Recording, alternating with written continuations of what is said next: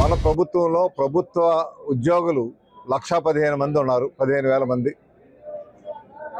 సచివాలయ సిబ్బంది 15,000 మంది ఉన్నారు. ఇంతమంది సిబ్బందిని పెట్టుకొని ప్రతి ఇంటికి ఇచ్చేటువంటి ఆనవాయితీ ప్రకారంగా పెన్షన్ ఇవ్వకుండా ప్రజలు వీళ్ళకి ఓటు వేయరు అనేటువంటి భయంతో వీళ్ళు ప్రతిపక్షాలకే ఓటు వేస్తారు. బీజేపీ, తెలుగుదేశం, జనసేన కూటమికే ఓటు వేయడానికి ప్రజలు నిర్ణయించుకున్నారు కాబట్టి ఇప్పుడే ఇబ్బందులు పెట్టే కార్యక్రమం మొదలుపెట్టారు.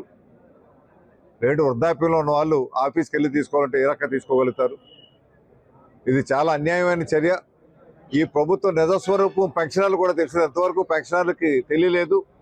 ఇంటికి వస్తుందని పాపం చాలా ఆనందపడేవారు ముసలి వాళ్ళు కానీ, 60, 70, 80, 90 సంవత్సరాల వాళ్ళు. ఇప్పుడు అటువంటి వ్యక్తులను ఇబ్బంది పెట్టడం తప్పితే ఎన్నికల కమిషన్ కానీ కోర్టు కానీ ఏం చెప్పింది? స్పష్టంగా వాలంటీర్ వ్యవస్థని ఉపయోగించవద్దు, ఎన్నికల ప్రక్రియ మొదలైంది కాబట్టి వారు ఏ రాజకీయ పార్టీలకి తిరగడానికి వీల్లేదు, వారి దగ్గర ఉన్న ఫోన్ కానీ సిమ్ కానీ అన్నీ తీసుకోవాలి, వారి దగ్గర ఉన్న డేటా అంతా తీసుకోవాలని ఒక కోర్టులో ఆదేశాలు ఇచ్చాయి, ఎన్నికల కమిషన్ ఆదేశాలు ఇచ్చాయి. అంతవరకే ఆదేశాలు ఇచ్చాయి తప్పితే పెన్షన్ తీసుకున్న వ్యక్తులకి పెన్షన్ మీరు ఇవ్వడానికి వీల్లేదని ఏ ఒక్క దగ్గర ఆదేశం లేదు.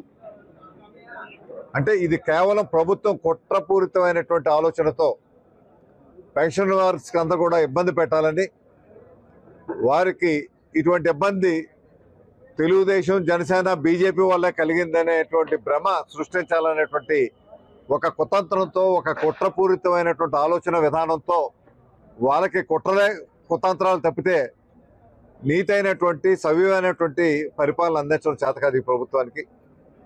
అందుకే దీన్ని కూడా ఆఖరికి పెన్షన్ తీసుకున్నటువంటి వృద్ధులను కూడా రాజకీయాలకి వాళ్ళు బలిపశువులు చేస్తూ ఉన్నారు. ఇది చాలా అన్యాయం. ఈ అన్యాయానికి మేము నిరసన తెలియపరుస్తున్నాం. ఈ ప్రభుత్వ విధానాలను ఖండిస్తూ తక్షణమే ప్రభుత్వ ఉద్యోగుల చేత, సచివాలయ సిబ్బంది చేత గతంలో ఏ రకంగా అయితే పెన్షన్లు ఇచ్చే కార్యక్రమం జరిగిందో అదే విధంగా మీకు ప్రతి ఇంటికి వెళ్ళి పెన్షన్ ఇచ్చే కార్యక్రమాన్ని ప్రభుత్వ సిబ్బంది ద్వారా చేయాలని మేము డిమాండ్ చేస్తున్నాం.